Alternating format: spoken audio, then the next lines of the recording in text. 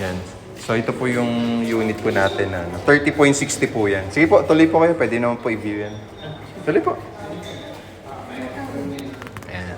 So standard finish na po yan, ma'am sir. So naka-tiles na po siya, pinturado na. And then complete na po yung toilet and bath fixtures po natin.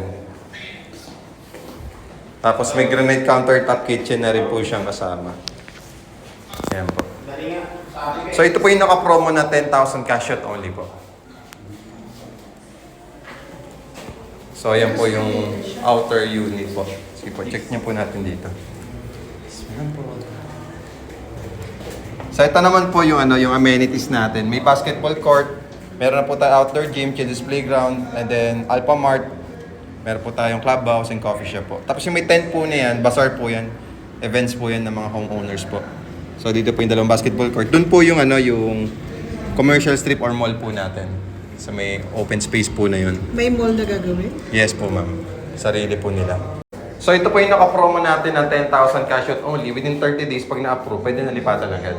So wala pong down payment. So ito naman po yung inner unit. Pakita ko po sa inyo.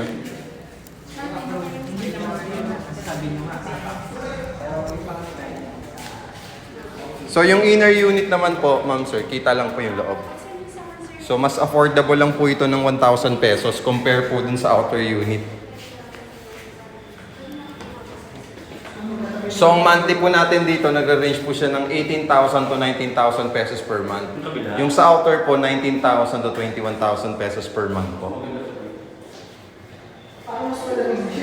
Kasi yung init, nasa ako lahat. Yes po, nandun po yung init. Ang kanya lang dito katabi mo mismo talaga. Pero meron naman po tayong mga units na facing naman po sa hindi naman sa araw. Kahit nasa labas po, hindi po specific dito sa inner unit. Yan. Marami na ma'am hindi ko lang po mabilang ma'am. LMNOPQR, 7 na po. 7 buildings. Yes po. Hindi, sa banyo.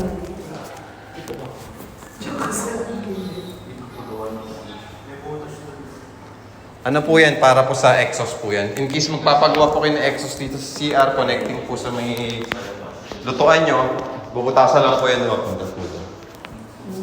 Ganun po siya. Para may ventilation po. Ilang square